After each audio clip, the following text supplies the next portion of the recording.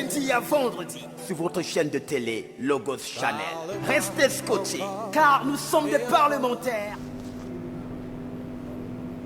Bon après-midi, madame, mes chers téléregardeurs. Un nouveau jour s'est levé dans la capitale Yaoundé, 15-16h30, votre plateforme d'éducation. Mesdames, messieurs, l'hémicycle du Logos Channel est ouvert pour laisser place aux parlementaires de notre genre. Ceux-ci viendront nous aider à comprendre les bien fondés, les profondeurs et même l'importance d'être croyant chrétien ou musulman. Ils viendront nous aider parce qu'il y a un passage obligatoire pour toutes les personnes, comme vous les avez écoutés, que ce soit du côté d'Oustaz Mohamed, qui est l'imam, et du côté de l'évangéliste. Voilà, ils vont nous aider à comprendre, puisque la conversion est obligatoire. Il y a un passage dans la conversion et il y a des points similaires qui nous poussent à comprendre que le musulman et le chrétien, ça peut être la même chose. Et maintenant que ça peut être la même chose, quel est le cheminement après la conversion? Le musulman va nous aider à comprendre. Est-ce que ce cheminement peut permettre à ceux-là qui n'ont pas connu, ceux-là qui ne sont pas des musulmans, de dire que non, il faudra que j'aille suivre le cheminement musulman, ou alors ceux qui sont chrétiens, de dire il faudra que j'aille suivre le cheminement chrétien. De toute façon, mesdames et messieurs, toutes ces questions, et bien d'autres pourront trouver une réponse dans le cadre de cette émission. Ils sont déjà là. Des parlementaires de notre genre, je l'ai dit tantôt, d'un côté c'est l'évangéliste et de l'autre côté c'est l'imam. Alors, imam, bon après-midi à vous. Bon après-midi, aspect shalom et Elohel à tous les frères juifs ou encore chrétiens de par la géolocalisation et assalamu alaikum wa rahmatullahi wa barakatuh, toute la grande communauté musulmane de par leurs différentes positions. D'accord. Alors, évangéliste, bon après-midi. Shalom SP, bon après-midi à tous les télé-regardeurs qui certainement sont déjà scotchés. Nous rendons gloire à Elohim qui nous fait grâce en nous redonnant le souffle de vie, le mouvement et l'être. Et nous croyons qu'en renouvelant, n'est-ce pas, le souffle de vie, il souhaite que nous soyons davantage rapprochés de lui. Peut-être qu'hier nous étions très loin, mais aujourd'hui c'est une seconde chance qui nous est donnée pour nous rapprocher davantage de son cœur. Et je crois qu'il faut saisir ces moments, parce que plus les jours passent, plus nous vieillissons et nous avons un pied vers la tombe. Et donc il serait bien de mettre sa vie en ordre, en règle, n'est-ce pas, pour ne pas être surpris de l'autre côté. Mesdames et messieurs, chers téléregardeurs, nous parlons de la conversion. C'est vrai que cette thématique, nous l'avons commencé depuis quelques jours avec Oustaz Moussa. Aujourd'hui, nous allons clôturer avec Oustaz Mohamed et qui va nous aider à comprendre. Déjà que nous sommes rendus compte dans les émissions précédentes et qu'il y a quelque chose de commun, l'eau. Si du côté des musulmans, on va se laver dans une bassine d'eau, je ne sais, peut-être à la lune ou alors aux toilettes, du côté des croyants chrétiens, il faut aller se faire baptiser.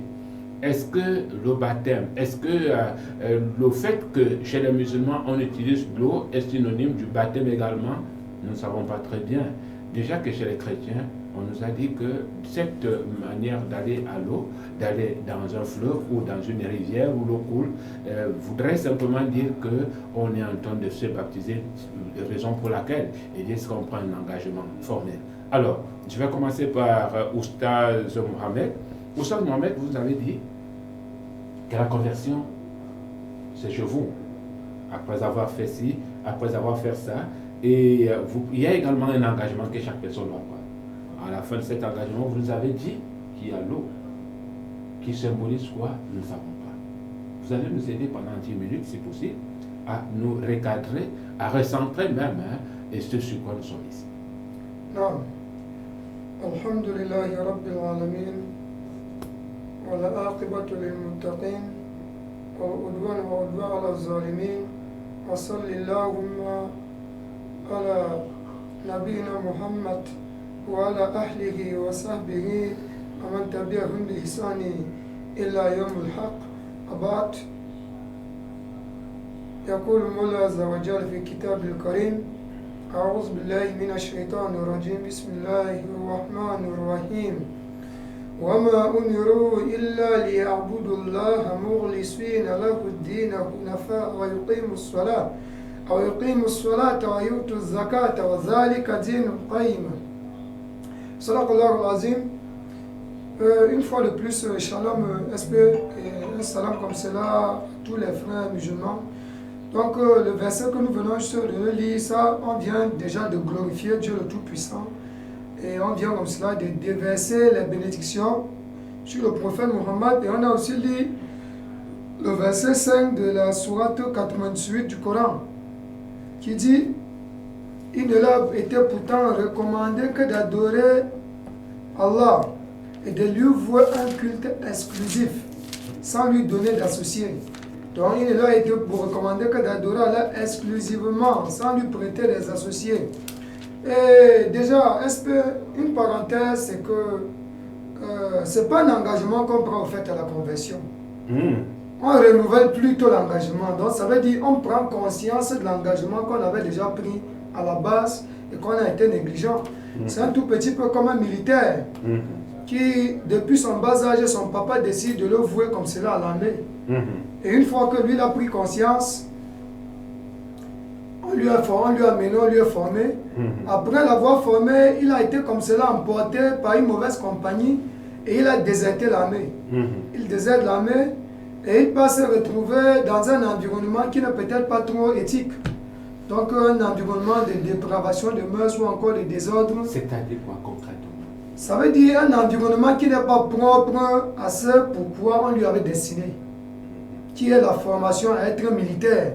Cependant, plus tard, lorsque lui prend conscience que ça veut dire que l'environnement dans lequel je suis, à la base, c'est pas ça la chose pour laquelle j'étais fait. Donc j'étais fait pour servir la nation, j'étais fait pour protéger le peuple. Et là, il décide de faire marche arrière et de revenir. Est-ce qu'on va dire que là, il y a un engagement qu'il va prendre? Non, on va plutôt dire que lui renouvelle l'engagement qu'il avait déjà pris. Et que lui s'est trompé, il s'est égaré, donc il a oublié, il s'est perdu de route, et puis le voilà désormais, il reprend dans cette route-là, qui est celui de reprendre sur sa nature, de revenir sur sa nature de base. Voilà donc. Ainsi, dans ces jalons posés, l'engagement d'adorer Dieu, ça a été depuis le magasin des âmes, qu'on peut le trouver à la sourate 7, verset 5. Le magasin des âmes. Et c'est dans ce magasin des âmes-là que nous tous, on était tous des âmes. L'âme de Jésus, l'âme d'Abraham, l'âme de Moïse, l'âme de Mohammed alayhi salatu wassalam. Nos âmes, nous tous, inclus. Puisqu'en ce moment-là, il n'y avait pas encore de prophète en ce moment. Tous dans le magasin des âmes. Parce que c'est à notre naissance que Dieu, lui, envoie l'ange à 4 mois. Comme le prophète Mohammed, celui l'appelle le Seigneur de Dieu, il a dit, l'ange vient inscrire 4 choses. Et c'est pendant ce moment-là que Dieu lui tape le cachet. Toi, tu vas être un grand homme. Toi, tu vas être un prophète. Toi, tu vas être un messager. Toi, tu vas être un pervers. Toi, tu vas être un habitant du paradis. Ou toi, tu vas être un habitant de l'enfer. Ça, c'est à 4 mois que Dieu lui décide cela. Cependant, dans le magasin des âmes, nous étions tous égaux. Tous égaux. Donc, c'est dans ce magasin des âmes-là que nous avons pris l'engagement d'adorer Dieu. Cet engagement d'adorer Dieu là, on a pris cet engagement de servir Dieu, d'unifier Dieu, de ne pas lui donner d'associés, de ne pas lui donner de collègues de service, ou encore de ne pas lui donner, de ne pas lui prêter des enfants. On a pris cet engagement depuis ce magasin des âmes. Ainsi donc, l'être humain étant arrivé sur terre, chez le musulman, nous avons ce qu'on appelle un premier qui est le premier, on peut appeler ça un premier baptême. On appelle ça en arabe al-hakika. Al-hakika, ça veut dire que donner le nom de l'enfant. On peut symboliser al-hakika en français par le baptême. Mais cependant, si on veut connoter cela, peut-être dans la connotation que le christianisme donne au baptême, ça ne donnera pas. Parce que c'est tout simplement quelque chose de simple pendant laquelle on va comme cela rassembler quelques personnes en fonction des justes moyens du papa de l'enfant. Si c'est un garçon, on va immoler pour lui deux béliers. Si c'est une fille, c'est un bélier. En fonction des moyens, pour celui qui n'a pas les facilités, même si ce n'est qu'un paquet de bonbons qu'il peut partager, il peut rassembler les gens, partager et puis donner le nom du nouveau-né. Et on va invoquer Dieu pour ce nouveau-né pour qu'il soit préservé des vices du diable et des fils du démon. Et on a maintenant cette conversion, qu'on peut dire la conversion à l'islam, qui va se faire plus tard. Parce qu'à la base, tout enfant né étant musulman. Peut-être ça serait une surprise. Étant musulman, qu'est-ce que signifie musulman? Tout enfant né étant musulman. Tout enfant né musulman. Dans tout le monde entier. Dans tout le monde entier, tout enfant né, c'est ça qu'on appelle en arabe la fitra. Donc ça veut dire la saine nature de l'homme. La saine nature de l'homme, c'est que l'autre humain, à la base, il est soumis bon gré comme mal gré à Dieu. Et c'est ça qu'on appelle l'islam. Parce que l'islam, il tire ses racines du mot aslama. Aslama qui veut dire se plier, se soumettre, se faire guider.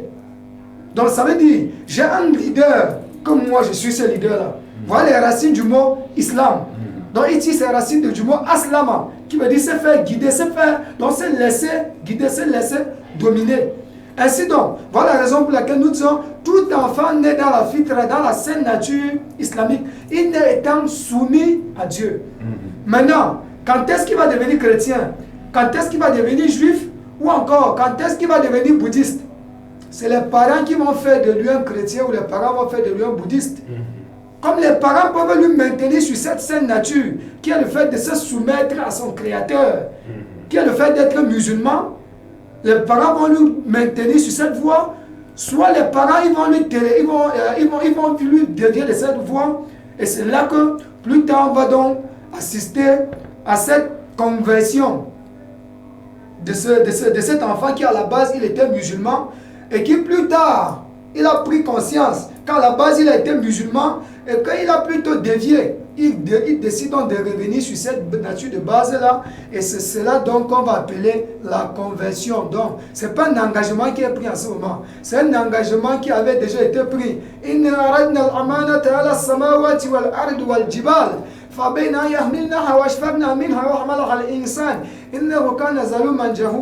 Donc ça c'est cet engagement, donc comme vous avez dit tout à l'heure, que ce nouveau converti il avait déjà pris auparavant. C'est pas à ce moment là. Ainsi donc, comme nous l'avions dit la semaine passée, ça se passe comment? De façon bref. La conversion, premièrement, ça se fait avec le cœur, avec la tête, donc le cerveau. On doit le faire en toute liberté et en toute conscience. Parce qu'on n'oblige pas quelqu'un à se convertir, et de deux, on ne fustigera pas quelqu'un, on ne fustige pas quelqu'un à se convertir. Et on doit être conscient de ce qu'on est en train de faire. Donc on ne doit pas juste prononcer comme peut-être un conte de fées ou encore les plaisanteries, ou encore dire j'accepte Jésus dans ma vie, ou encore je me convertis à l'islam, j'accepte Mohammed comme prophète, et puis j'accepte Allah comme Dieu, sans connaissance de cause. Et toi, ça se fait aussi avec les membres. Donc avec le cœur, avec la tête, et toi avec les membres, qui viennent à leur tour confirmer ce que le cœur lui a validé, la tête elle a validé, le membre vient mettre cela en exercice. Quelle est la place du membre? C'est vrai que vous êtes en train d'achever. Quelle est la place du membre? La place des membres là consiste tout simplement à accepter que Dieu il est son créateur, il est son créateur, et il est celui qui l'a créé pour l'adorer. Et donc ces membres là se soumettre à Dieu en faisant ce qui plaît à Dieu. Avec ces membres là, ma main, je ne touche pas ce que Dieu ne m'a pas demandé de toucher. Mes yeux, je ne permets pas à mes yeux de voir ce que Dieu ne m'a pas permis de voir. Je ne permets pas à mes oreilles d'écouter ce que Dieu ne m'a pas permis d'écouter. Je ne permets pas à mes pieds d'aller où Dieu ne m'a pas permis d'aller. Et je ne permets non plus à mes parties génitaux d'entrer là où Dieu ne m'a pas permis d'entrer. C'est ainsi que les membres, eux aussi, ils acceptent l'islam, ils se soumettent à Dieu. Ils s'islamisent aussi. D'accord. C'est bon, merci, je reviens à vous tout à l'heure, merci pour les 10 premières minutes. Alors, évangéliste, je reviens vers vous, vous avez écouté, c'est vrai qu'il y a quand même certains détails, de toute façon je vais revenir sur ces détails depuis, à la suite de cette émission. Je voudrais que vous nous recentrez sur la conversion selon la Bible et selon votre mode de fonctionnement. D'accord, j'avais oublié d'adresser un cordial shalom à mon père spirituel, l'archevêque Jean-Grégoire Mebamondo, qui est le responsable mondial du plus grand collège, n'est-ce pas, des archevêques et des évêques pentecôtistes dans le monde, en Angleterre. Alors, je vais partir d'une écriture, Genèse chapitre 1, le verset 26. il est écrit là-bas, faisons l'homme à notre image selon notre ressemblance. Alors, si on prend ce texte dans l'hébreu, on va dire Betsalem à Elohim. Betsalem à Elohim, ici c'est faisons l'homme à notre ombre. Or, l'ombre, n'est-ce pas, n'est pas la réalité. Il y a l'ombre et il y a la réalité. Voyez-vous? Donc, l'homme a été créé pour être, n'est-ce pas, l'ombre de Dieu. C'est-à-dire que lorsqu'on voit l'homme, on sait que la réalité est quelque part. C'est Dieu lui-même la réalité. Et si l'ombre disparaît, la réalité aussi, elle-même, disparaît, SP. Et donc, l'homme donc a chuté. La chute donc de l'homme a brisé l'harmonie entre le ciel et la terre. Voyez-vous? Et tout dans le plan du salut, la conversion, la métanoïa, c'est de rétablir l'harmonie entre le ciel et la terre. D'où la conversion. Et voyez-vous le passage que je viens de lire, c'est faisons l'homme. Mais Dieu parle à qui? Dieu est seul. Si je veux commencer par une critique de l'islam, Dieu parle à qui? Puisqu'il est seul. Comment peut-il dire faisons l'homme à notre image? Voyez-vous déjà que ici on parle déjà au pluriel. Et d'ailleurs, Elohim, quand je lis en hébreu, Elohim c'est déjà en pluriel. Donc la notion même de Dieu au pluriel, la notion de Dieu dans l'hébreu biblique, dans la Bible, c'est le pluriel. Ce n'est pas, n'est-ce pas, au singulier comme dans l'islam. On peut déjà voir des différences fondamentales entre le Dieu de la Bible et le Dieu de l'islam qui ne sont pas des mêmes dieux. Je commence déjà par ce jet. Et donc, tout le projet de Dieu, c'est de rétablir, n'est-ce pas, l'harmonie brisée entre le ciel et la terre. Et cette harmonie donc qui a été brisée, nous savons, c'est par la question du péché. Hein? Le péché donc qui est rentré dans le monde, n'est-ce pas, a affecté tous les hommes. Adam comme étant le principe de l'humanité. Et donc tous les hommes, n'est-ce pas, ont péché avec Adam. Et donc la conversion, comme nous l'avions dit précédemment, c'est Teshuva. La Teshuva, n'est-ce pas, c'est le retour à la nature originelle. Parce que c'est la question de la nature, n'est-ce pas, qui sépare l'homme de Dieu. Sans la nature de Dieu, l'homme ne peut pas fonctionner avec Dieu. C'est pourquoi, dans la Bible, on parle donc de la nouvelle naissance. Dans le livre de Jean 3, le docteur Nicodème alla voir le Seigneur Yeshua en lui disant, mais comment un grand homme peut-il renaître de nouveau alors qu'il est déjà vieux? Le Seigneur Yeshua lui dit, non, écoute Nicodème, si un homme est né d'eau et d'esprit, il ne peut voir le royaume, ni même entrer, il ne peut voir, ni même entrer. On voit encore ici une différence fondamentale entre, n'est-ce pas, la conversion dans la Bible et dans le Coran. Le Coran ne parle pas de la nature. Vous avez écouté mon collègue imam ici, qui nous a dit un certain nombre de choses très contradictoires. Et ça me fait même froid au dos. Parce que le musulman nous a dit, hein, l'imam nous a dit que tout enfant naît musulman. Je crois que les spectateurs ont compris ça. Tout enfant naît musulman. Alors si quelqu'un naît musulman, à quel moment se convertit-il? Parce que la conversion implique la volonté de celui qui se convertit. Mais si ta volonté n'est pas engagée, ça veut dire qu'il n'y a pas ici, n'est-ce pas, conversion. Donc tu es une sorte de robot, n'est-ce pas, qui marche comme une machine, oui, sans possibilité de choisir, sans liberté. Et le musulman nous a encore dit qu'il y a une préexistence des âmes. Donc Dieu a créé des âmes là-bas dans son éternité. Et donc à un moment donné, Dieu décide de prendre une âme et d'envoyer sur la terre. Mais si on a fait un peu de philosophie, on sait que ça c'est Platon. C'est Platon qui enseigne ça, la préexistence des âmes. Mais la Bible n'a jamais enseigné la préexistence des âmes. Je note encore une contradiction fondamentale entre l'islam et la Bible. Dans la Bible, Dieu souffla dans les narines de l'homme, l'homme devint une âme vivante. Dans le livre de Genèse, Dieu en soufflant dans les narines de l'homme, deux systèmes sont nés, l'âme et l'esprit humain sont nés. Voyez-vous? Donc il n'y a pas de préexistence d'âme dans la Bible. Donc, vous voyez que nous ne parlons pas du même Dieu. Je continue encore. Le musulman nous a dit que dans l'islam, voyez-vous, c'est Dieu qui décide, n'est-ce pas, de ce qui est bon. Hein? Celui qui est mauvais, c'est aussi Dieu qui décide de celui qui est mauvais. Ça veut dire que le terroriste, Dieu l'a créé terroriste. Celui qui est bon, Dieu l'a aussi créé bon. Voyez-vous, le Dieu de l'islam condamne même les gens avant qu'ils ne soient nés. On appelle ça en théologie le déterminisme rigoureux et arbitraire. Donc ici on dit que l'homme n'a pas de libre arbitre. L'homme n'est donc pas différent d'un animal. Parce que l'animal c'est quelque chose qui a été programmé. Vous voyez, l'animal c'est un automate.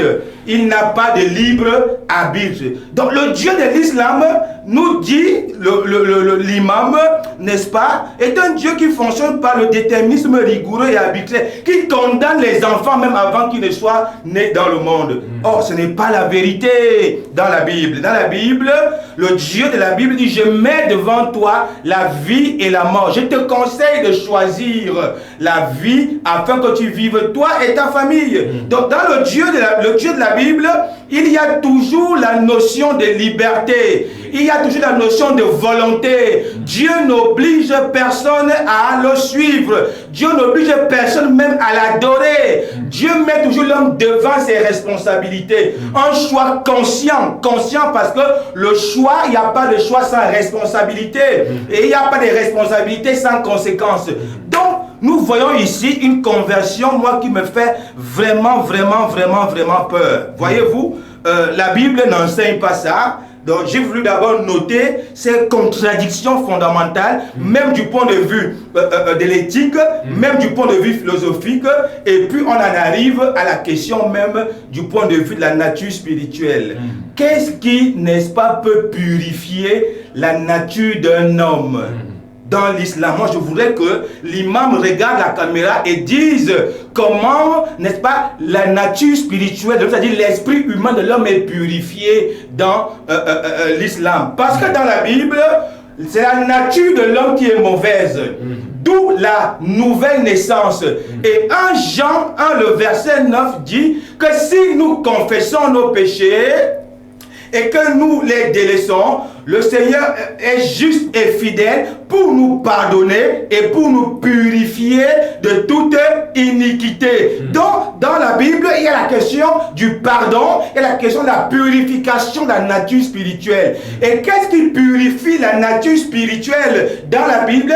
C'est le sang de Yeshua. C'est le sang de Yeshua. Jean 1, le verset 29 ou le verset 30 dit: voici l'agneau de Dieu qui ôte le péché du monde.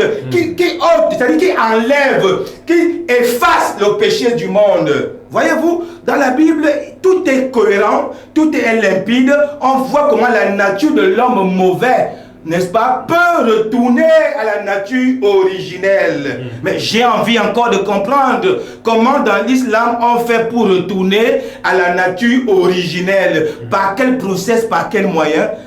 Peut-être qu'il nous répondra, mais j'ai bien écouté et j'ai pris des notes, n'est-ce pas, du développement de l'imam, et j'ai noté beaucoup de contradictions. Et je ne sais pas si c'est des contradictions fondamentales, ou c'est des confusions, ou c'est, je ne sais pas. Il faut bien que l'imam essaye d'apporter des éclairages là-dessus. Mais nous sommes cohérents. Nous disons que l'harmonie a été brisée entre le ciel et la terre. Et donc l'homme qui était le couronnement, n'est-ce pas, de la création, l'homme a cessé d'être l'ombre de Dieu. Voyez-vous, donc Dieu se retirant, mais l'homme ne peut plus avoir la réalité qui est Dieu à ses côtés. Et il y a donc brisure. La mort est rentrée, la maladie est rentrée, la pauvreté est rentrée, les guerres sont rentrées, la haine, tout ce que nous voyons dans ce monde-ci, n'est-ce pas, c'est la conséquence, n'est-ce pas, du péché. C'est le péché qui est à l'origine de tout ceci.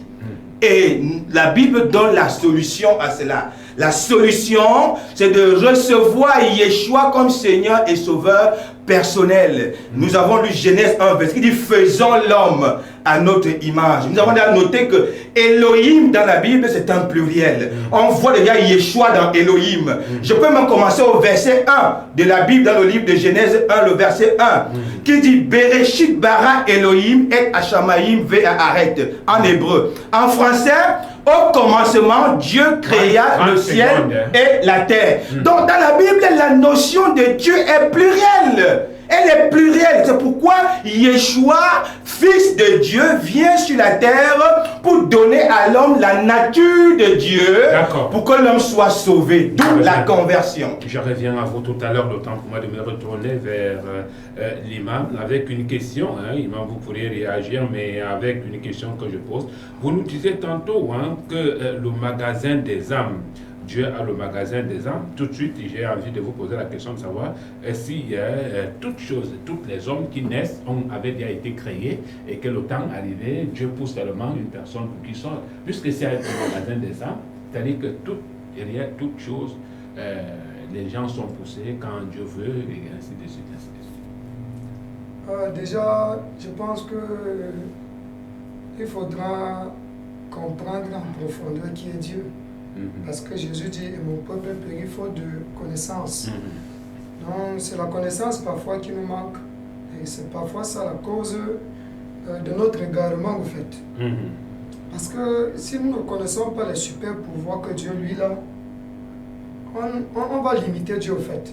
On va le limiter à un être humain ou encore un Dieu incapable. Il faut qu'on se comprenne déjà à la base. Tout ce qui est bien comme mal, c'est la création de Dieu. C'est Dieu qui l'a créé. Le diable, c'est la création de Dieu. Le diable ne sait pas auto-créer. De la même façon que le mal qui existe et le bien, c'est Dieu qui l'a créé. Mais Dieu, après avoir créé le bien et le mal, il a donné libre arbitre à l'homme. Et il est enseigné.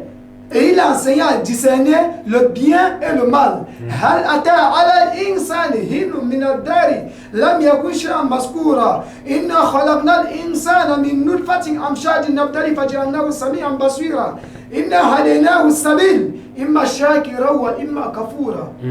Donc on a créé l'homme et puis on l'a mis sur les deux voies.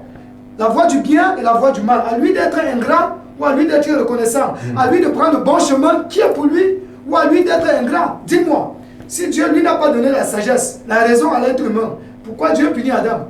Selon vous, qui pensez qu'il y a quelqu'un de péché originel sur lequel l'être humain il navigue? En fait, donc je finis s'il vous plaît. Je reviens sur ma question. Il ne s'agit pas pour l'instant du péché originel, peut-être il faut... Je suis en train d'arriver par respect. Oui. Donc, c'est un jeu pour enchérir et dire, si, effectivement, Dieu, lui, n'a pas créé le mal et le bien, pourquoi lui punir Adam?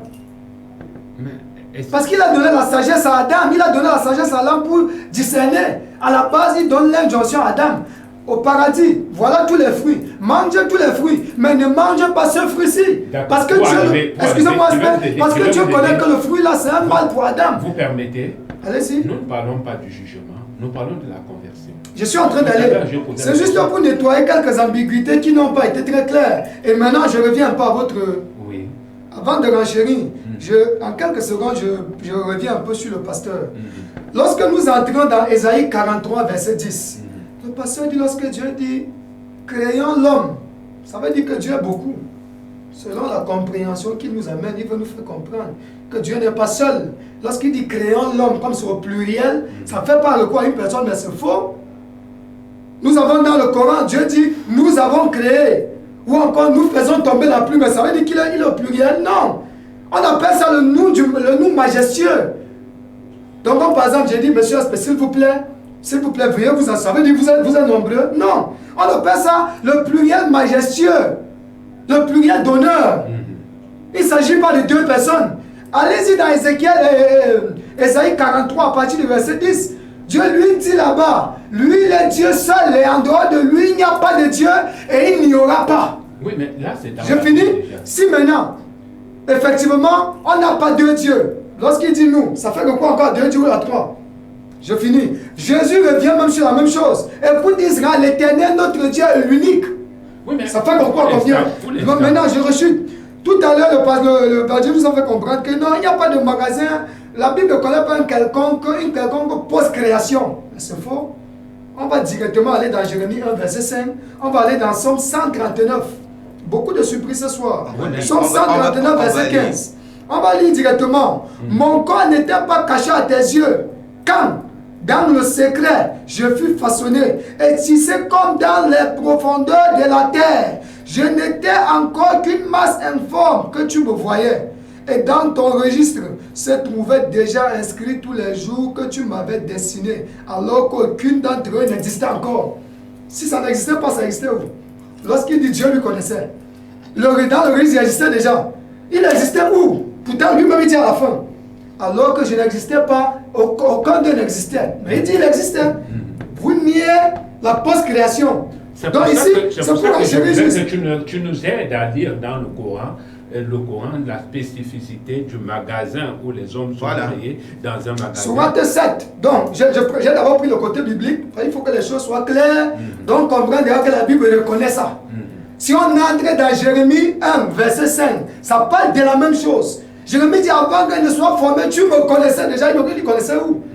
Parce que ici, SPI, il y a ce que nous appelons la préséance. C'est pour ça que j'ai posé la question. Excusez-moi, je chute. Oui. Il y a ce que nous appelons la préséance de Dieu. Ne pas confondre la préséance de Dieu et la préexistence. Ne pas confondre la préséance et la préexistence. C'est bien ça. Donc, dans la préséance de Dieu, tout existait déjà. D'accord.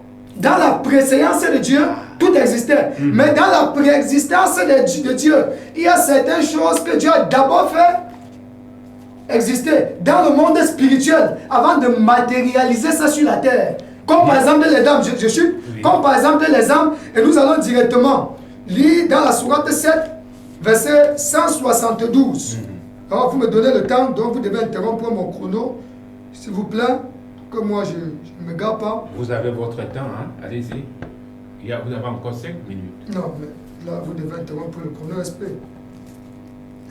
Parce que j'ai beaucoup de choses à dire. Il faut balayer au même moment les incompréhensions de notre évangéliste en avançant. Selon vous, bien évidemment. Selon nous, et peut-être le spectateur aussi est témoin. Ici, je vais directement.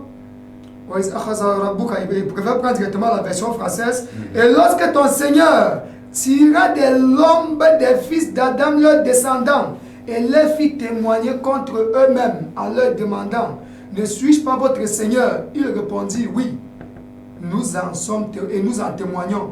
Et ce, afin que vous ne puissiez pas dire le jour de la résurrection: nous avons été pris au dépourvu. Donc pour dire non, l'affaire que vous amenez comme religion, comme certains disent aujourd'hui, comme certains disent que Jésus est Dieu, il est fils de Dieu.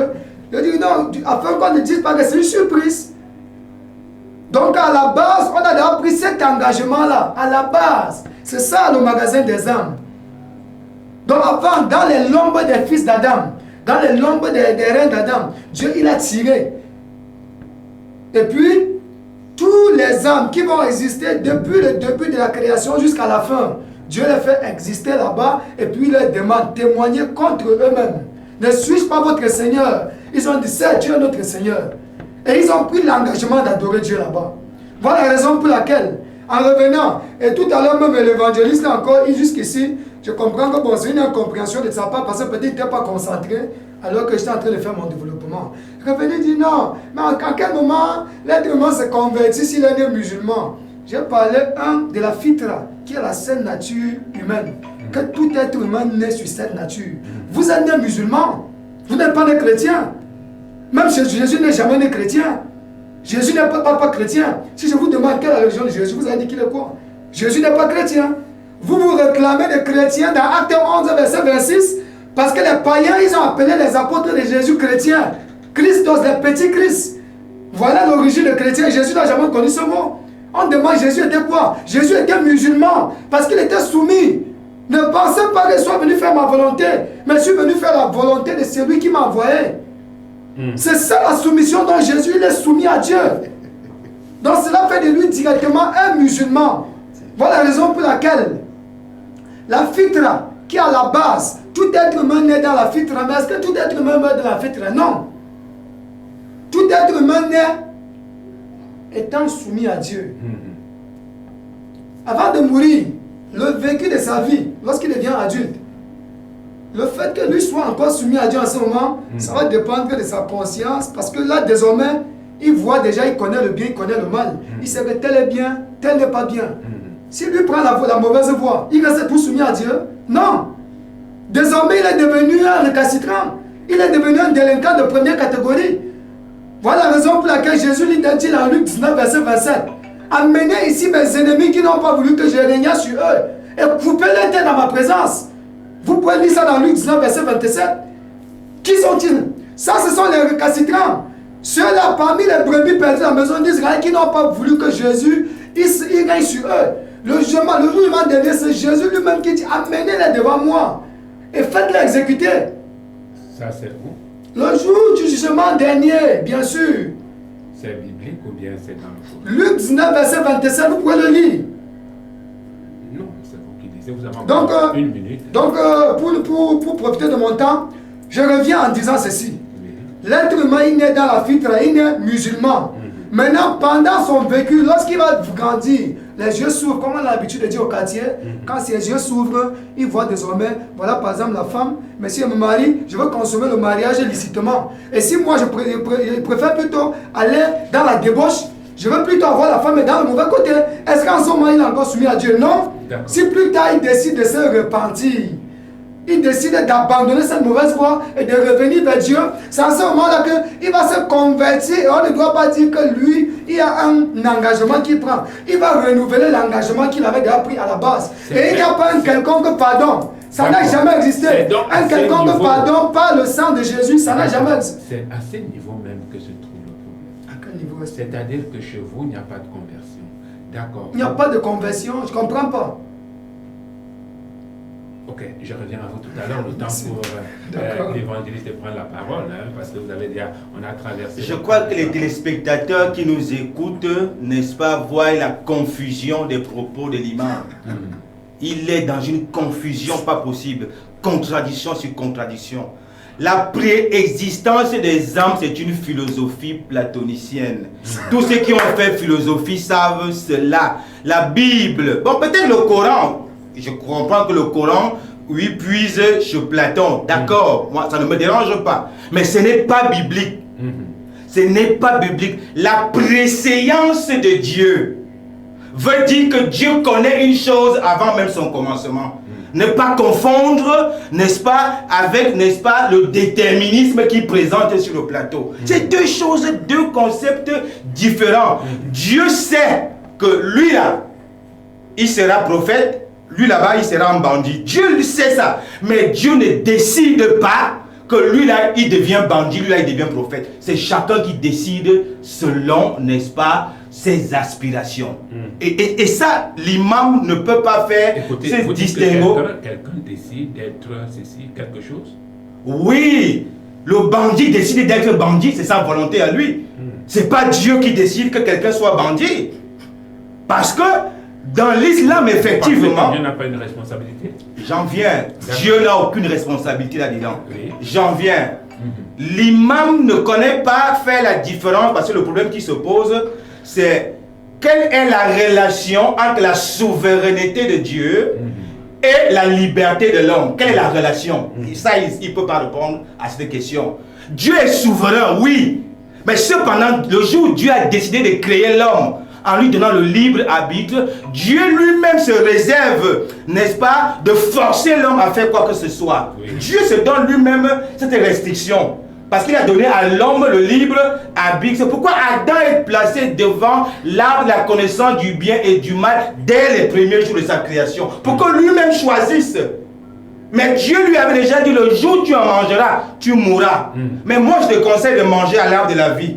Mais l'homme, dans son libre arbitre, a décidé, bien sûr, sous l'instigation du serpent, de manger à l'arbre de la connaissance bien et mal. Donc ici, on voit la responsabilité de l'homme. Maintenant, Dire que Dieu a créé Satan, c'est archi faux. La Bible n'a jamais dit, il n'y a pas un seul verset qui dit que Dieu a créé Satan. Dieu a créé un chérubin aux ailes déployées. Le chérubin ressemble à l'homme dans la mesure où le chérubin a aussi une volonté, c'est-à-dire qu'il a une âme et un corps. Ça veut dire que le chérubin peut décider de désobéir à Dieu. Donc le chérubin que Satan était, le chérubin a donc désobéi à Dieu, il est devenu Satan. C'est important, il ne faut pas déformer les propos de la Bible. Dieu n'a pas créé un Satan, Dieu a créé un chérubin, les chérubins ont des ailes. C'est les premières créatures spirituelles.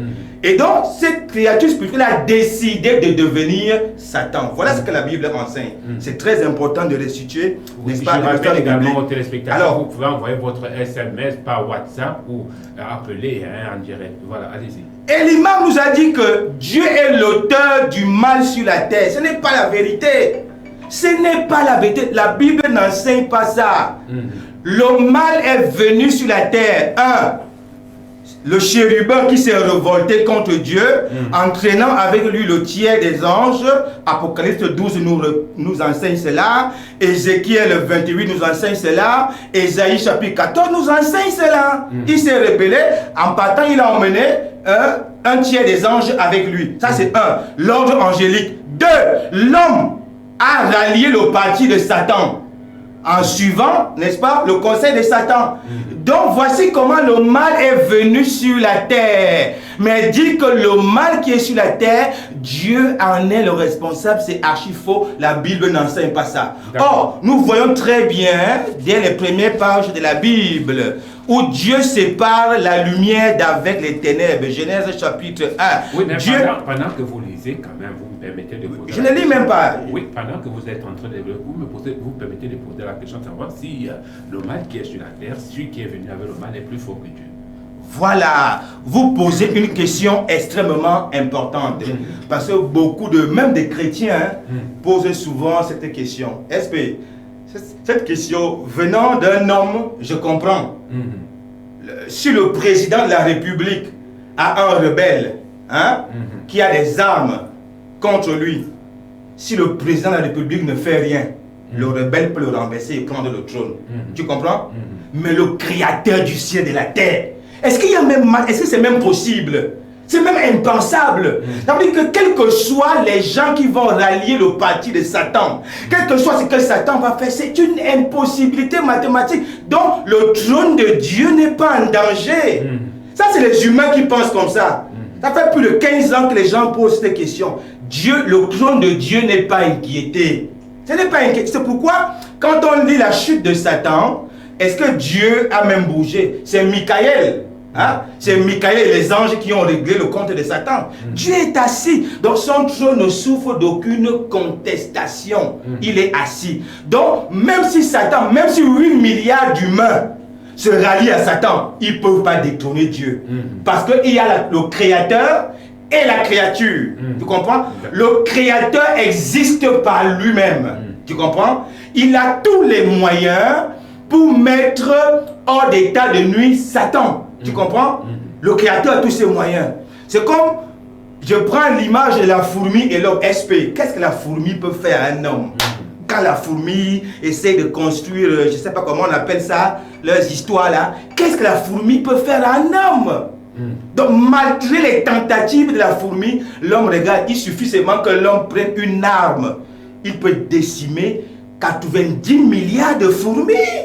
Vous voyez, je pense des petites caricatures. Entre Satan et Dieu, il n'y a pas match. Donc, que les gens n'opposent pas Dieu à Satan. Il n'y a pas une opposition. Dieu est tout puissant. Dieu commande, il règne parfaitement, il dirige ce monde. Seulement, ce qu'il faut dire, pour que l'homme puisse, n'est-ce pas, avancer. Parce que là, on est dans un projet. Allez-y. Pour que l'homme puisse avancer dans le projet de Dieu, il faut bien que l'homme expérimente aussi le mal. Voilà ce qu'il faut dire. Qu'il expérimente aussi le mal. Parce que le bien ne peut s'apprécier qu'à côté du mal. S'il n'y a pas le mal, est-ce qu'on va parler du bien? D'accord. C'est une impossibilité. Donc il faut qu'il y ait deux choses pour que l'homme puisse, n'est-ce pas, avoir une vue équilibrée. Qu'il sache qu'il y a le mal et voici les conséquences du mal. il y a le bien, et voici les conséquences du bien. Mais sinon, la notion du bien et du mal, n'est-ce pas, est une notion éminemment sainte. C'est pourquoi Dieu, dès les premières pages de la Bible, sépare la lumière des ténèbres. Ici, on a un Dieu moral. C'est dans le monde SP, j'ai vérifié, la Bible est le seul livre où le Dieu est moral. Dans les autres religions, le Dieu n'est pas moral. Même dans l'islam, on va vous parler de combien de vierges là, si vous faites quoi là. Et puis vous allez aussi, on va vous donner si c'est 72 vierges ou 70 vierges. Mais regardez vous-même un peu la conception de Dieu. Dieu qui est 3 fois saint. Quand on nous présente ici qui n'a pas de fils, il n'a pas mère, à contrario, on nous présente des vierges qu'on va avoir dans le paradis parce qu'on aurait accompli telle œuvre de bravure. Voyez-vous les contradictions, n'est-ce pas, qu'on trouve dans le Coran? D'accord. Vous ne sortez pas sans nous dire un mot sur la conversion, parce qu'il est quand même nécessaire qu'on ait une idée du process. Hein. Alors, le process, comme nous l'avions dit précédemment, Romains 10, 9 à 10, en croyant du cœur, en confessant de la bouche, on parvient au salut. Donc, du moment où je reconnais que je suis pécheur, n'est-ce pas, je confesse mes péchés au Seigneur, et le Seigneur, le Messie, tous les Juifs savent que le Messie est Dieu, c'est Dieu sur la terre. Il n'y a que dans les religions là qu'on a fabriquées qu'on nie la notion du Messie. Le Messie est Dieu chez les Juifs, c'est bien connu. Et donc le Messie, en le recevant comme Seigneur et Sauveur personnel, je reçois la nature de Dieu, c'est-à-dire l'Esprit de Dieu. C'est cette nature qui me convertit. C'est cette nature qui me permet de vivre la vie de Dieu. C'est cette nature qui me rend capable d'obéir à Dieu. Donc après cela, je pars au baptême. Le baptême par immersion. Nous allons revenir sur le baptême tout à l'heure. Le temps pour moi de me retourner vers Mohamed, l'imam. Imam, vous avez dit des choses qui m'ont fait un tout petit peu frémir, mais vous allez nous expliquer davantage parce que votre temps était arrivé à son terme. Vous parliez des choses qui sont, des choses qui sont au-delà. La question est comment pouvez-vous nous expliquer ce qui n'existe pas quand vous dites que Dieu a un magasin des âmes. Je ne sais pas à quel niveau on les retrouve, peut-être du côté de la briqueterie en Afrique du Sud. Je ne sais pas trop bien comment on peut expliquer cela aux téléspectateurs pour qu'ils comprennent assez clairement. Puisqu'en fait, nous sommes, nous sommes sur une plateforme. Maintenant, cela, comment faire pour les visiter? SP, je pense que là, vous êtes en train de poser, c'est comme si vous voulez me demander où se trouve le paradis. Je ne sais pas si vous voyez un peu la nature de votre question. C'est comme si vous voulez que je vous explique où se trouve le paradis sur terre. Vous permettez, Imam. Vous avez dit que Dieu a un magasin des âmes. Oui. Tout de suite là, quand on le dit avec affirmatif, on peut dire à quelqu'un que non, écoute, cette histoire, ça se trouve à gauche, à droite, à l'est ou à l'ouest, d'une manière sincère. Regardez-moi ce que je me trompe dans Voilà donc la raison pour laquelle SPG dit, c'est comme si vous me posez la question à savoir où se trouve le paradis. Donc ça serait impossible de répondre à cette question. Où se trouve le paradis sur terre? C'est une question, on ne peut pas répondre à cette question. Donc cela se trouve. La réponse elle est simple. Et il se trouve dans la séance de Dieu. C'est Dieu seul qui sait l'endroit géographique où ce magasin se trouve. Mais cependant, ce magasin des arts, bien il a existé. Et attention. L'évangéliste nous a fait comprendre tout à l'heure. C'est pour ça que je pose la question. Puisque ça existait, vous nous dites, vous nous restituez, Imam. Je pense que la réponse... Il faudra que nous comprenions bien. Oui. Si Jésus lui-même ne connaît pas le jour de l'heure, c'est moi qui connais l'endroit du magasin des âmes. Si Jésus ne connaît pas le jour de l'heure, on a demandé à propos de lui, il a dit, moi je ne connais pas. Si lui ne connaît pas le jour de l'heure du jugement dernier, c'est moi qui vais connaître où se trouve le magasin. Donc c'est pour dire quoi? Si même la connaissance de Jésus est limitée, qu'en est-il de la mienne? Nous ne saurions connaître que ce que Dieu nous a enseigné là-dessus. Il nous a fait parvenir qu'il y a un magasin des âmes qui existe. Mais où ça se trouve, il ne nous a pas situé. Ça se trouve où? Ça, c'est dans sa science à lui. S'il aurait voulu, nous aurait enseigné. Et l'évangéliste nous a fait comprendre que non, l'être humain, Dieu n'a aucune responsabilité dans la part de l'homme, mais c'est faux. Dans le passage de Somme 139, verset 16 qu'on a lu tout à l'heure. Oui. Là-bas, le passage, voilà ce que le passage dit. Avant que je ne sois formé. Donc ici, combien, verset 16, je n'étais encore qu'une masse informe, mais tu me voyais. Et dans ton registre, Si Dieu n'a aucune responsabilité, quel est le registre de Dieu? C'est pour ça que... Excusez-moi, s'il vous plaît. Quel est le registre de Dieu si Dieu n'a aucune responsabilité? Dans ton registre se trouvait déjà inscrit tous les jours que tu m'avais destiné. Tous les jours. Si Dieu il a destiné. Excusez-moi, laissez-moi développer l'aspect. Parce que moi je veux faire, vous m'interrompez. Laissez-moi développer, après vous me reprenez s'il vous plaît. Donc, si Dieu... Non, pas vous reprendre, juste poser la question. Je ne peux pas vous reprendre. D'accord, merci beaucoup. Voilà. Je m'excuse déjà peut-être pour l'erreur au niveau du langage. Donc, si Dieu, ici, il a déjà destiné les jours à l'homme, il n'a déjà pas une part de responsabilité. Ça veut dire que le fait déjà qu'il a enregistré dans lequel il mentionne la quantité jour de jours que l'homme va faire. C'est une responsabilité que Dieu a sur l'homme. Et on revient dans Marc 10, verset 40. Pasteur, aujourd'hui on va voir assez d'éclairage. Marc 10, verset 40. Il y a une femme qui a demandé à Jésus, je t'implore, implore Dieu pour moi afin que nous soyons, moi et ma fille, moi et mon fils, sur la même place que toi, sur la même place que toi. Il a dit, pour ce qui est de la coupe, vous pourrez boire de la coupe que je bois. Mais pour ce qui est d'être assis à ma droite ou à ma gauche, cela ne dépend pas de moi, mais cela dépend de qui? De Dieu. Si Jésus dit ça ne dépend pas de lui, ça dépend de Dieu. Désormais, Dieu, il a une main mise sur l'homme ou pas? Dieu, il a un dernier décret sur l'homme ou pas? Mais qu'est-ce que le pasteur veut nous enseigner? Ça veut dire qu'il veut dénaturer sa Bible? Ici, donc, il faut se rendre compte que Dieu, lui, il a une main mise sur l'homme. Dieu, il a une prédominance sur l'homme. Il a un pouvoir sur l'homme. Donc, ça veut dire qu'il t'a créé, il t'a laissé libre choix de choisir. Mais tout à l'heure, j'ai l'impression qu'on joue au ping-pong. Tout à l'heure, j'ai répété la même chose. Que Dieu a créé l'homme et il a laissé libre choix de prendre la voie du bien et la voie du mal. Mais tout à l'heure, lui vient me dire, non, l'humain, lui, il est en train de se contredire. Vous revenez à ma préoccupation. Laquelle? Tout à l'heure, vous avez dit, Dieu a créé l'homme. Si. Voilà. Et vous dites encore, le magasin des âmes. Oui. Là, je ne comprends pas quelque chose. Je ne comprends pas quelque chose simplement. Contradiction. Si on dit que Dieu a créé et qu'on dit qu'il y a encore un magasin, comment peut-on expliquer cela, Imam? D'accord, je vous explique. L'être humain étant tridimensionnel, il a une partie charnelle. Si je veux même dire même que, si je veux résumer même le tridimensionnel peut-être en deux dimensions. Oui, allez-y. Avec un côté charnel et un côté spirituel. Le côté charnel de l'homme, il a été créé à partir de la terre. Mais qu'en est-il du côté spirituel? Comment il a été créé? Je pense que Genèse 6, verset 2, si je ne me trompe. Qui dit quoi? Dieu, il souffle. Il souffle le souffle de vie dans l'homme. Voilà l'origine de l'homme. Est-ce que le souffle de vie que Dieu a mis en l'homme, ça a été créé? Non. Puisque le souffle de vie que l'homme a en lui, c'est une partie de Dieu.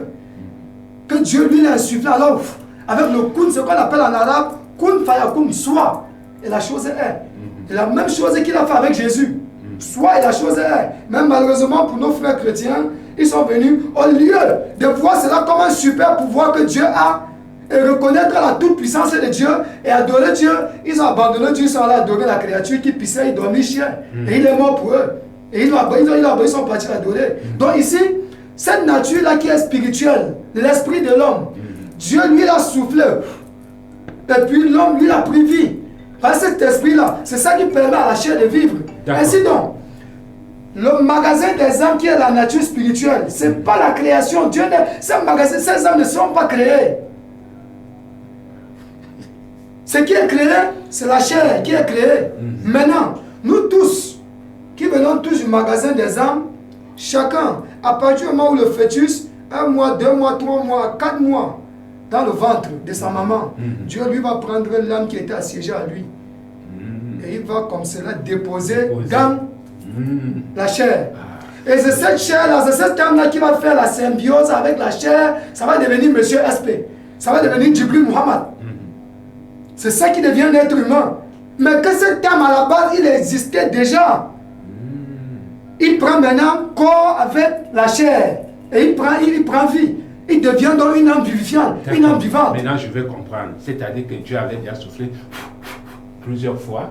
Et ces Non. âmes-là, ce sont... Voilà, merci beaucoup pour la très bonne question, SP. Comme tout à l'heure, vous avez posé une question à l'évangile tout à l'heure. J'ai vu comment il a essayé de se battre. Il a essayé de se débrouiller pour répondre. Bon, il s'est battu, c'est pas mal. Mais Et la question là, vous me revenez aussi avec, c'est très bonne la question. Est-ce que Dieu lui l'a soulevé plusieurs fois? Non. Nous, le Dieu que nous musulmans on adore, c'est celui-là qui s'explique en disant Innama amruhu iza arada shay'an an yakunu lahu kun fayakun. Lorsque lui décide une chose, il dit soit. Dieu lui a créé les cieux et la terre avec quoi? Avec soit. Est-ce que Dieu a eu besoin de dire soit plusieurs fois pour que le ciel et la terre existent? Non. Avec un seul soit, tout ça existe. Pour que l'être humain, cette créature, avec 1000 qualités, avec mille magnanimités en lui, donc il a mille couleurs qu'il peut nous présenter. Dieu l'a créé avec un seul kun.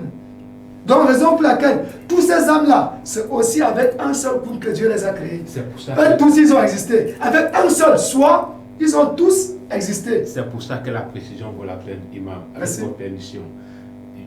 Vous nous avez dit, au départ, il a soufflé sur l'homme. Il devient un être vivant, n'est-ce pas? Il a insufflé. Voilà. Après, c'était un être vivant. Adam, c'était ça. Maintenant, pour les autres âmes qui sont dans un magasin, il a également soufflé. Ou bien c'est ce souffle-là qui a créé même le magasin des âmes et le premier homme. Merci beaucoup. La nature humaine nous sommes créés de 4 façons différentes. 4 façons. Et entre parenthèses, en renchérissant là-bas, j'amène déjà une petite correction à l'évangéliste que s'il prétend que le diable n'a pas été créé, donc le diable ne fait pas partie de la création de Dieu, en d'autres termes, ça veut dire que le diable c'est le rival de Dieu. Donc ça veut dire que le diable dépasse même Dieu pour gérer. Au point où il est son rival, Dieu n'a pas pu créer le diable. Si Dieu il reconnaît que le diable n'est pas la création de Dieu, donc ça veut dire quand Dieu dit qu'il a tout créé, ça veut dire que Dieu devient menteur. Pourtant c'est faux. Si lui il a un Dieu incapable de créer le diable, nous on a un Dieu qui est capable. Et au-delà de ça, voilà la raison pour laquelle la nature humaine elle est créée de 4 façons. La première façon, sans père, sans mère qui est Adam. Dieu n'a pas eu besoin d'un père, d'une mère pour créer Adam. La deuxième façon, avec un père, sans mère qui est Ève. Il a extrait Ève à partir de la côte gauche d'Adam. Et il a potelé Ève, elle était déjà une créature mature. Et il a troisièmement, à partir, comme il a créé Ève avec un père sans mère, il va créer Jésus avec une mère sans père. Donc l'opposé de Ève. D'accord.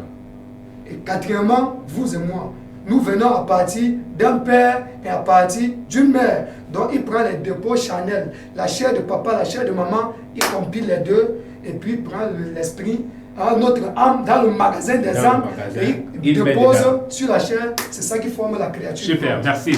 Sauf que, à moins que vous allez nous sévrer de ne pas parler de la conversion, parce que nous en avons... Avec plaisir, avec plaisir, avec plaisir. Quand je reviens à vous, parce que sentez-vous libre. Vous ne nous avez pas parlé de la conversion. Alors, évangéliste, je reviens vers vous. Je reviens vers vous parce qu'il y a quand même quelque chose qu'il faut comprendre de manière assez exceptionnelle au niveau de la création. Vous avez écouté clairement qu'il y a un magasin des âmes. Quelque part, Dieu n'a plus besoin de souffler. Dès qu'il y a fécondation, il récupère une âme qu'il injecte dans le corps d'une personne. Maintenant, vous qui êtes homme de vous qui êtes évangéliste, pasteur, dites-nous le process qui mène l'homme à grandir. Déjà qu'il est converti, vous nous avez dit cela. À moins que vous vouliez revenir sur ce qu'a dit l'imam tout à l'heure. Oui, l'imam a reconnu qu'il spécule sur la question des âmes. Je crois que les spectateurs ont bien suivi. Vous lui avez posé la question, où sont ces âmes? Il a dit qu'il ne connaît pas. Il a seulement lu comme ça dans le Coran. Il ne peut pas expliquer. Il ne peut pas expliquer. Donc là, on est dans la pure spéculation. Or, ceci s'explique, même la biologie. Celui qui fait la biologie peut expliquer ça. Celui qui fait la métaphysique ou la philosophie peut expliquer ça. Les hommes expliquent ça là. Bon, si ce que les hommes peuvent expliquer là, lui ne peut même pas expliquer. C'est ce que Dieu dit là que lui va expliquer. Vous voyez là où se trouve la roubladise. Il n'y a pas de préexistence des âmes. Oui.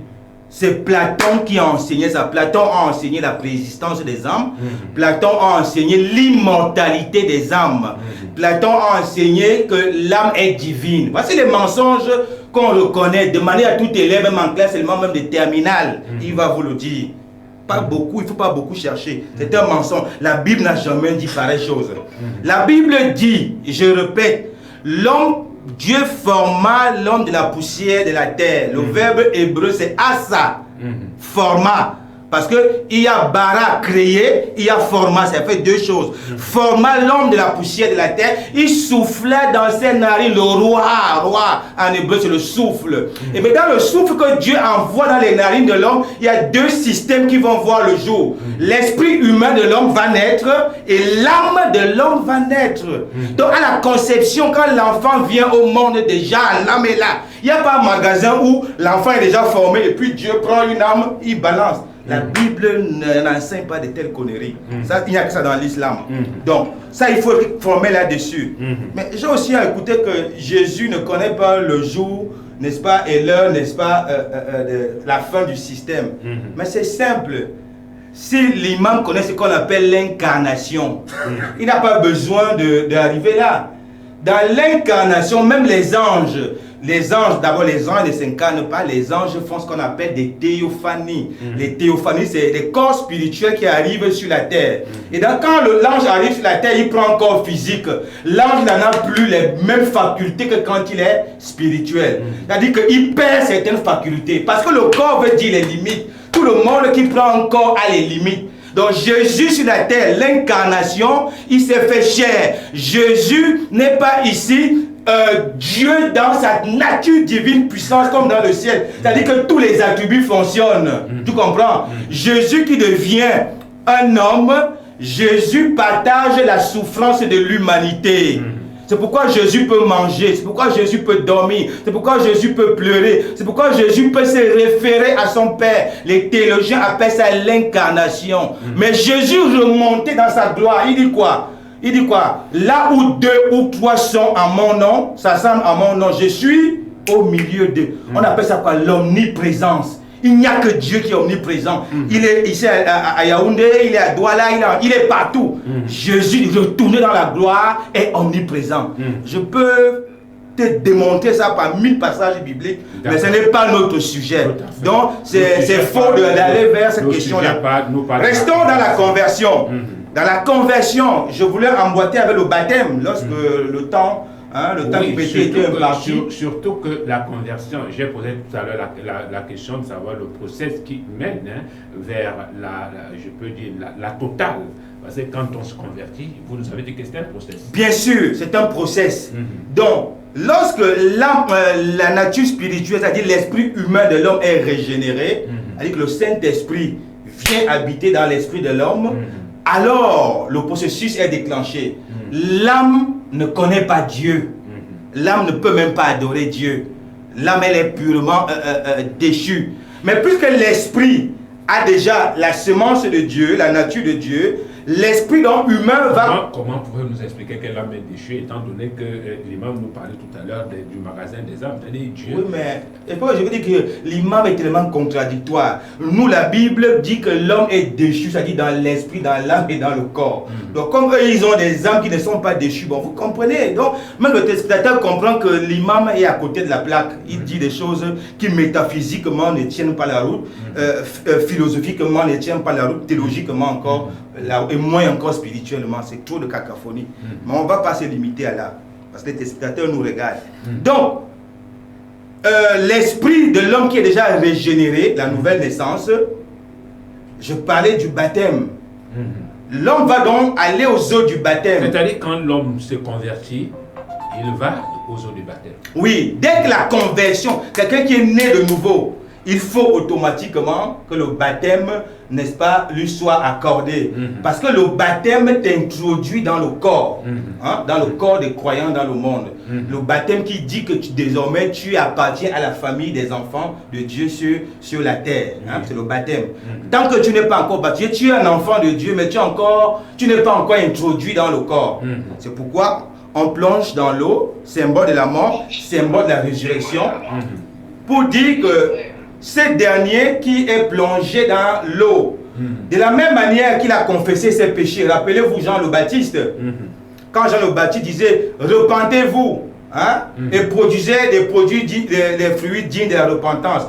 Tout le monde qui venait au baptême devait d'abord confesser ses péchés. Donc, la confession des péchés, comme je disais, t'emmène à la nouvelle naissance. Lorsque tu as confessé tes péchés et que tu es pardonné, ton esprit maintenant est né de nouveau. Maintenant, comme l'esprit est né de nouveau, il y a aussi les souillures du corps. Tu comprends? Le fait qu'on te plonge dans l'eau, effectivement, ça veut dire que ton ancienne vie là, est enterrée dans l'eau, c'est l'image de la tombe. Tu dois ressortir l'image de la résurrection avec une nouvelle vie. Tu comprends, SP?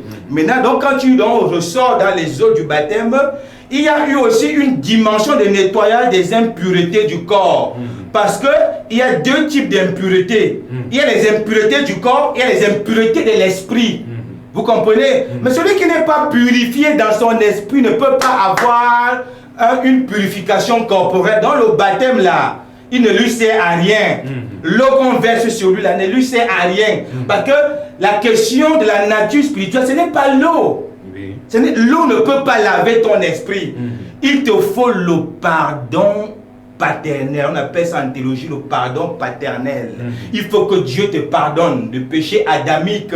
Je n'ai pas dit péché originel, péché adamique. Parce qu'un père transmet quelque chose à son fils. Ça s'explique dans toutes les sciences. Et donc cet enfant-là, qui donc reçoit le Seigneur aussi, reçoit dans la nature du Seigneur en lui. Tu comprends? Et donc la nature du Seigneur maintenant étant en lui, il va commencer à manifester la nature du Seigneur progressivement. Et son âme va être influencée par l'Esprit de Dieu désormais qui est en lui. Et ça va aussi influencer son corps. Donc l'Esprit, l'âme et le corps commencent à marcher, n'est-ce pas, sur la voie que le Seigneur a tracée pour ce dernier. Il est dans le processus, vous comprenez? Et c'est pourquoi cette personne-là, même quand elle va mourir, son corps va revenir à la vie, à la résurrection. Parce que son corps est au bénéfice du salut. Le salut touche l'âme, l'esprit et le corps. Quand je parle de salut, je parle aussi de conversion. Vous comprenez? C'est des synonymes dans la Bible. Vous comprenez? Et donc, pour nous, notre démarche, elle est simple, elle est cohérente. Mais nous disons que c'est une dynamique de l'esprit. Ce n'est pas quelque chose que tu peux fabriquer avec tes propres efforts. Non. C'est la nature de Dieu qui te pousse. Maintenant, quand tu as la nature de Dieu, tu as suffisamment de force. Maintenant, tu peux obéir, n'est-ce pas, au Seigneur. Tu peux obéir au commandement. Tu peux mener la vie de Dieu parce que cette vie maintenant est en toi, elle n'est pas hors de toi. Mais quelqu'un qui n'a pas la vie de Dieu, il fait comment pour obéir à Dieu, qui ne connaît même pas? D'accord. Alors, Imam, je reviens vers vous. La question, elle demeure. C'est vrai que depuis l'entame de cette émission, vous ne nous avez pas donné d'une manière claire, soit elle n'existe pas chez vous, soit elle existe au niveau de la conversion. Qu'est-ce qu'on fait de la conversion? Est-ce que la conversion est réelle chez le musulman ou la conversion, c'est un mot comme tout le reste, comme un vocable qu'on utilise trivialement quand on veut comme on veut? Non, mais avant toutefois de répondre à la question, chaque père, est-ce qu'elle transmet quelque chose à son enfant? Ah oui, je suis très heureux d'écouter ça. Si chaque père transmet quelque chose à son enfant, j'aimerais bel et bien vous poser la question. Qu'est-ce que Judas, avec Tamar, sa belle-fille, a transmis à Jésus comme sémence? Quand il a transmis l'inceste. Vous dites? Il dit, si chaque père transmet quelque chose à son enfant, qu'est-ce que Judas, il a transmis à son petit-fils Jésus? Puisque Jésus est l'enfant de Judas, il est le petit-fils de Judas. C'est à partir de Judas, le grand-père de Jésus. Judas qui a eu les rapports avec Tamar, sa belle-fille. La femme de son fils qui était décédée, elle a eu les rapports avec lui au point d'avoir les deux jumeaux. Et c'est à partir des deux jumeaux-là que plus tard viendra Israël. Donc la question que je me pose, c'est qu'est-ce qu'il a transmis? Je répondrai à son fils. Ça c'est d'un. Et de deux, si chaque père transmet quelque chose à son enfant, j'aimerais descendre à la racine. Qu'est-ce qu'Adam a transmis à Jésus? Ça veut dire que Jésus lui-même porte le péché d'Adam. Si chaque père laisse quelque chose à son fils, et c'est une doctrine, c'est une doctrine que la Bible détruit ça, que ce soit l'Ancien Testament comme le Nouveau. Ézéchiel 19, à partir du verset 18, en descendant. Mais, Imam, je renchéris, à partir du verset 18 en descendant. Je suis en train d'arriver, je vais répondre à votre question, s'il vous plaît. Voilà. Je vais répondre à votre question. Je réponds à votre question.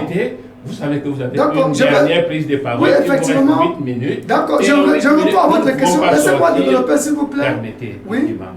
Nous ne pouvons pas sortir d'ici sans que vous nous retraciez. Je suis en train de développer, c'est mon temps qui est en train de partir. Je vais revenir à votre parole. Parce que vous pouvez développer. Non, mais il a dit les choses assez graves qu'il faut que je revienne. Tout à l'heure, il est revenu sur mes mots. Donc il faut que je rectifie ça en avançant. Mais tout en sachant que vous ressortez. Pas de problème, pas de problème. Donc je disais tout simplement que l'affaire du péché adamique, bon, l'évangéliste il a voulu un peu jouer au bandit, donc il veut jouer un peu au jeu de mots quoi. Donc au lieu de péché originel, il dit non. Péché originel, j'enlève ça. Donc je déshabille péché originel, j'habille péché adamique. Entre le péché originel et le péché adamique, il n'y a quelle différence? Puisque c'est le péché adamique qu'on appelle le péché originel. Le premier péché commis par la nature humaine. Mais cependant, si ce péché-là existe, Ézéchiel du suite, qu'est-ce qu'il nous dit?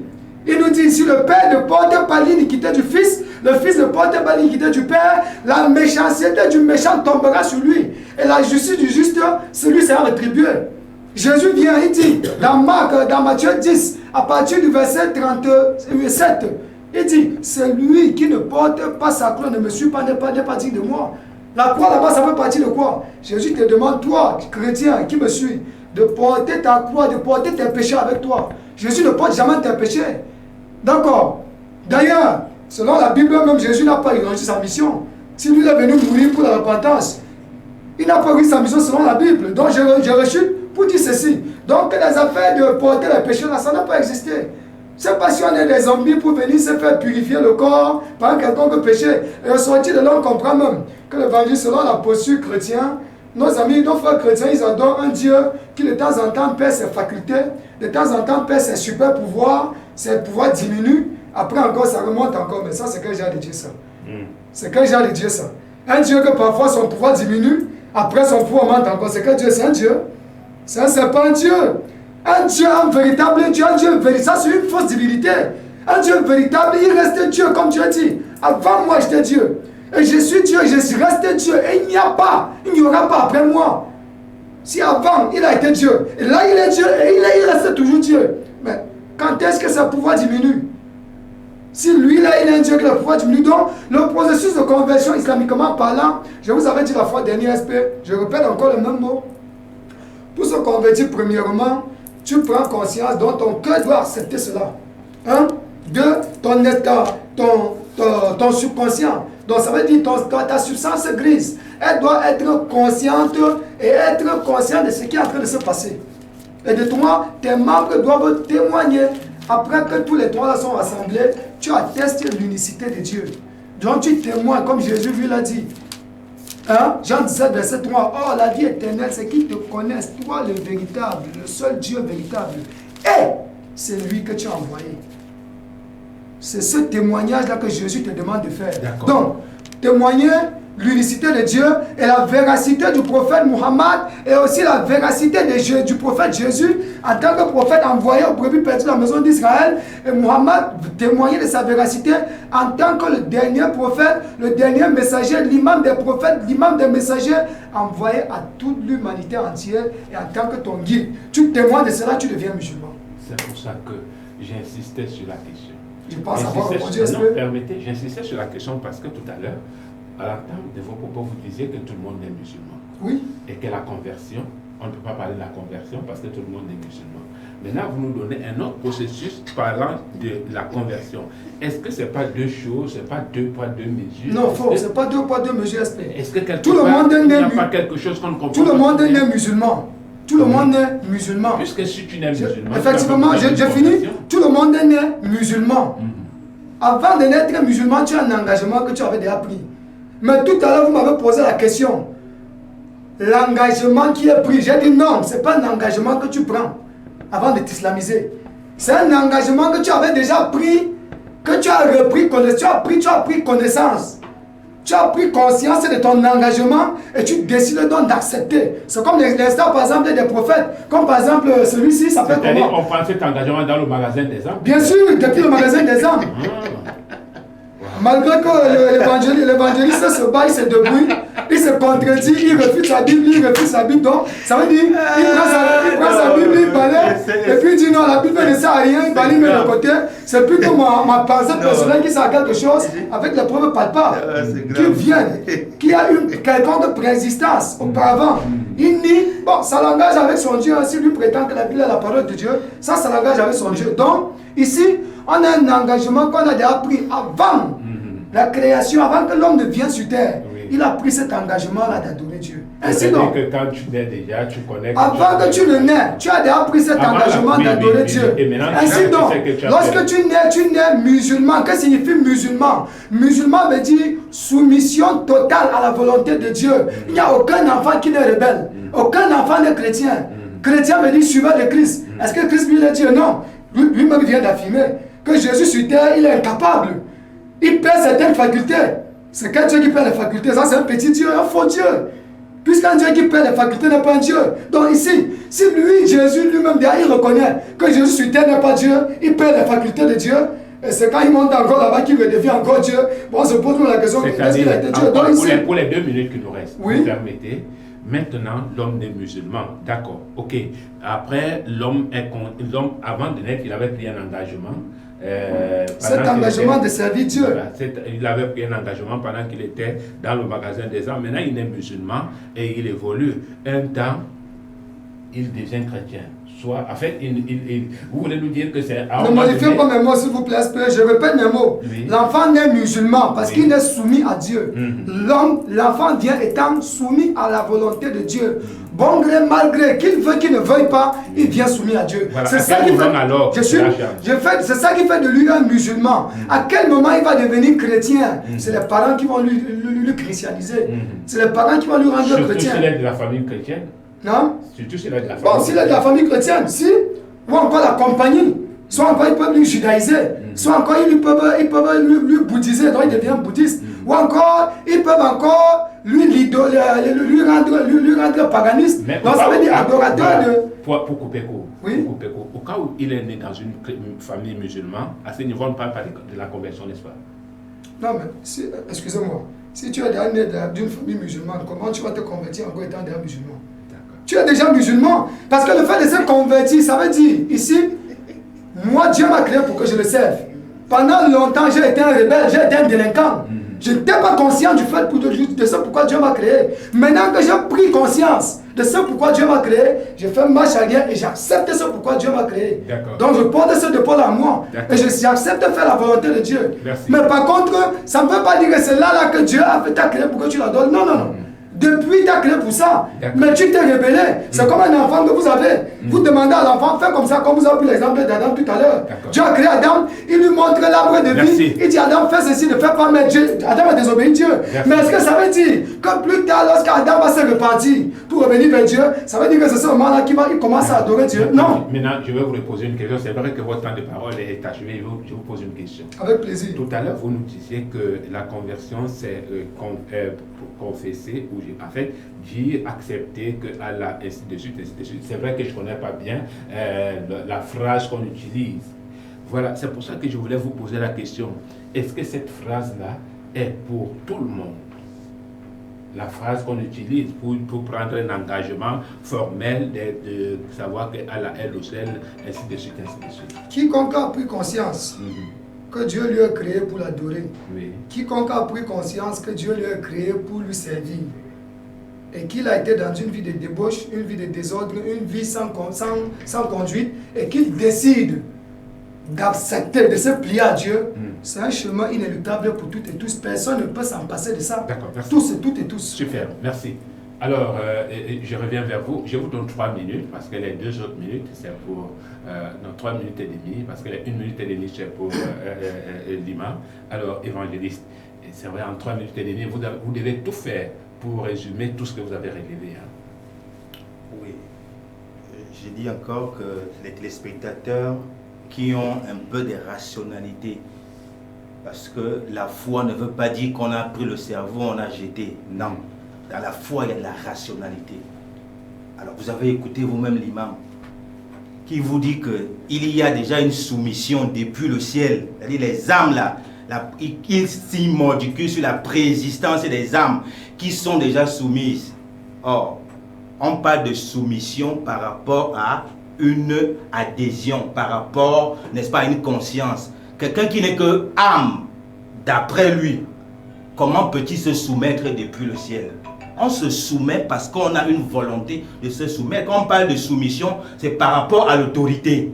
Il y a autorité et il y a sujet. Là, on parle de soumission. Mais si on a lu la Bible, toute la Bible est remplie de soumission. Ce n'est pas l'islam qui va nous enseigner ce que c'est que la soumission. Tout le livre, par exemple, d'Éphésiens, le maître mot, c'est soumet. Femme, soumets-toi à ton mari. Homme, soumettez-vous aux autorités. Ainsi de suite. Les hommes. Il y a tout le livre d'Éphésiens parle d'un seul mot, c'est la soumission. Et ça ne commence pas dans le livre d'Éphésiens. C'est depuis Genèse. Donc ce n'est pas l'islam qui nous enseigne ce que c'est que la soumission. Donc le concept de soumission dans l'islam, vous comprenez qu'il est d'abord ambigu. Parce qu'on parle de soumission volontaire. C'est celui qui se soumet, c'est-à-dire qu'il a la capacité de raisonner. Il a une conscience, je me soumets. Mais une âme qu'on a créée, qui est là-bas au ciel, qui n'est pas dans un corps. L'âme sans le corps n'est pas vivante. Elle est morte. Toute la Bible le dit. Alors vous parlez d'une âme qui est quelque part là-bas, éthérée dans, je ne sais pas dans quelle dimension. Et ça, c'est Platon. Il faut bien le retenir. C'est Platon qui enseigne ça.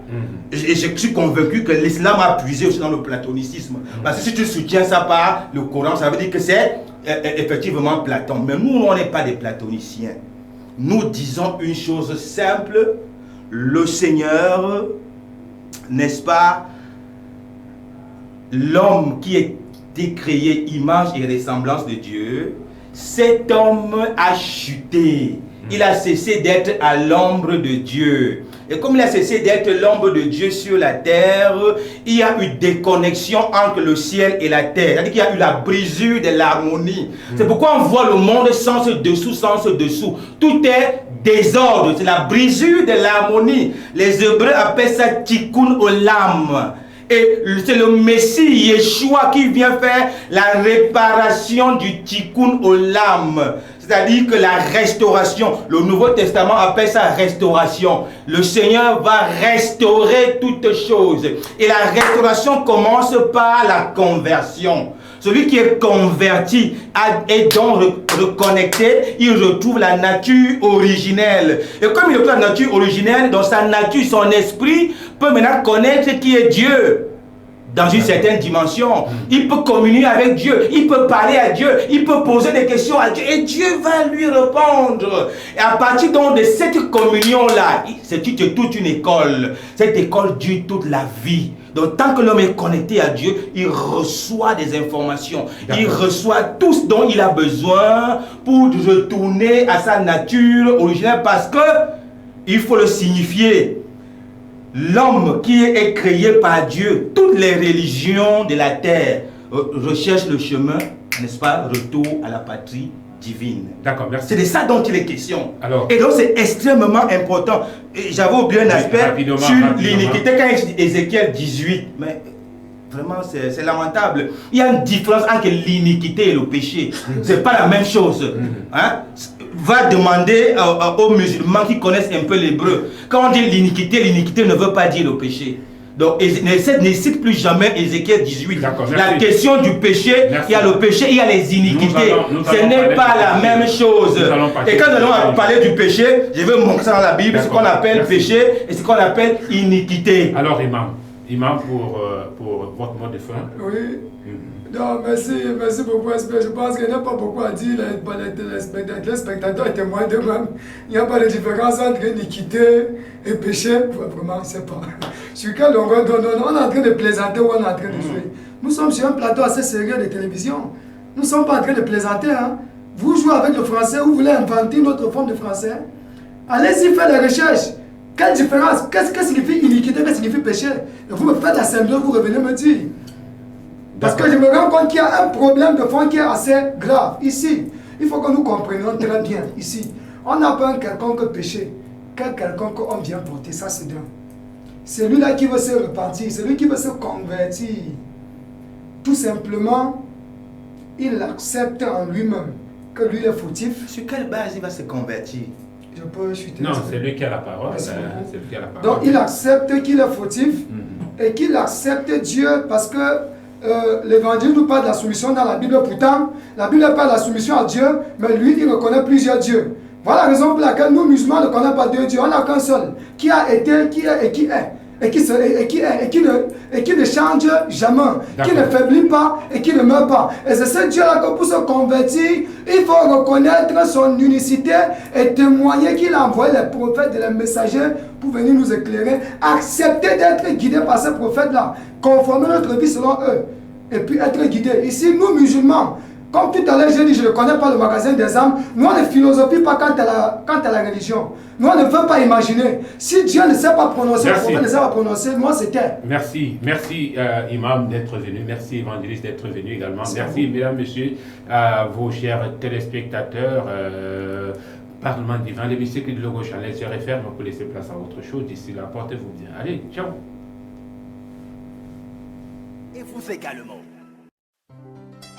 Parlement divin, Parlement divin. C'est tous les lundis, mardis, mercredis, jeudis et vendredis sur votre chaîne de télé Logos Channel.